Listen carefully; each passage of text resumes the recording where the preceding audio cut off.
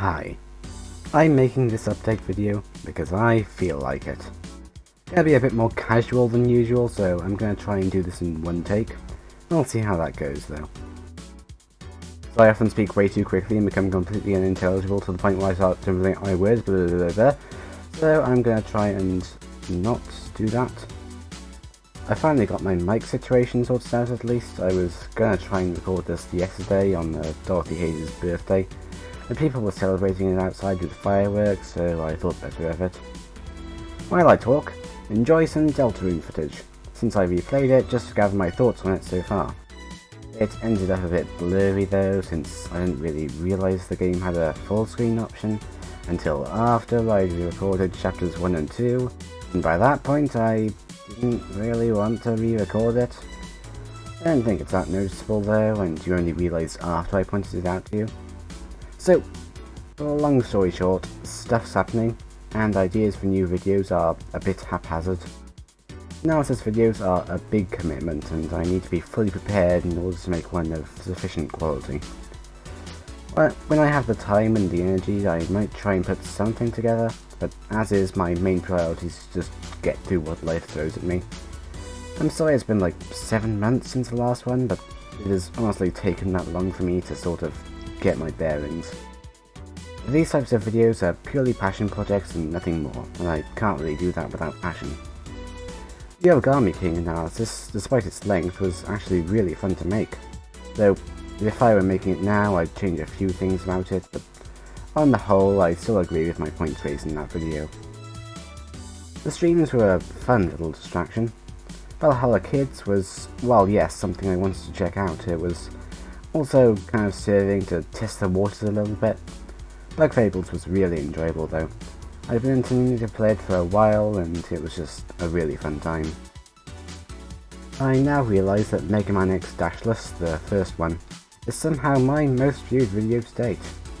Even if I'm not particularly keen on that one now.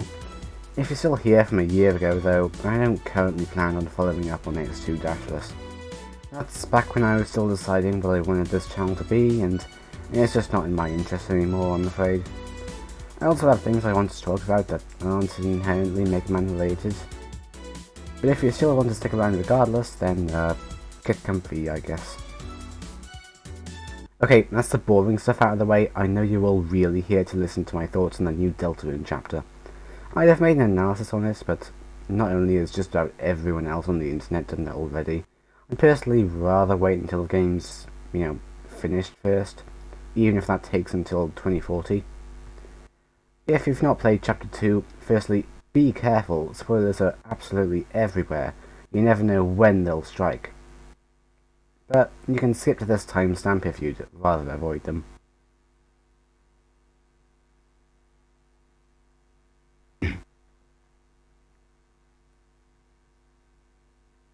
Okay, that's enough time. So, funny thing about me is, I find most RPGs to be really boring.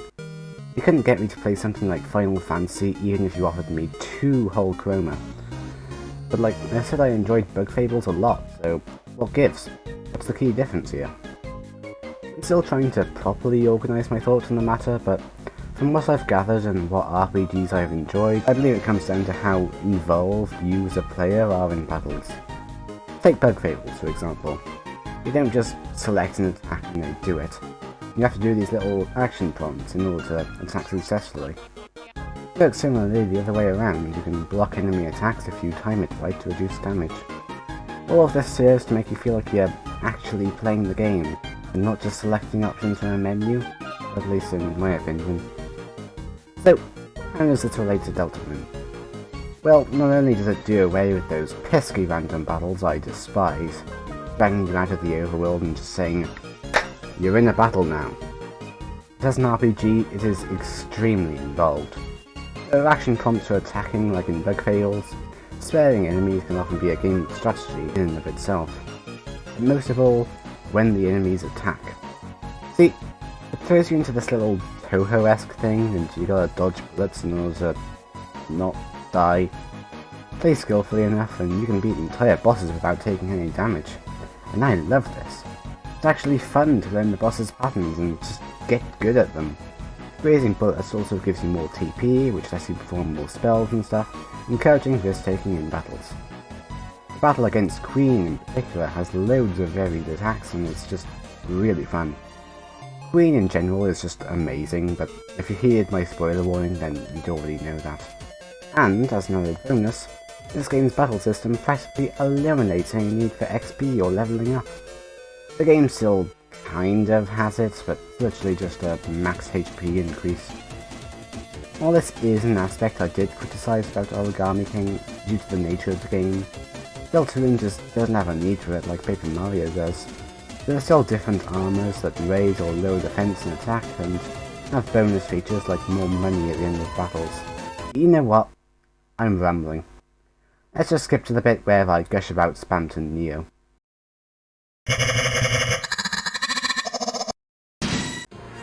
Okay, so it's like the other battles, but you're given a gun. You can fire little shots, or you can fire them. And the battle is actually a decent challenge. Am I still playing an RPG? It's very fun and might just be my favourite boss in Deltarune so far. Thanks, Spamton. Okay, I've run out of things to say at the moment, I'll just move on to, say, Marmite, or Vegemite, or whatever you call it. This may be an unpopular opinion to some, but I actually quite like it. I've always preferred savoury foods to sweet ones, and I don't know, I just really don't think it's that bad. You can put it on toast, you can put it on not toast. You can eat it straight out of the tub if you like, it's a free country. The options are limited only by your imagination. Okay, that's it, that's my opinion on Marmite. That was the November 2021 update video. Thanks for watching. Stay tuned for more oxygen and maybe entertainment. Who could say for sure? I'm going to stop this recording now. Bye bye.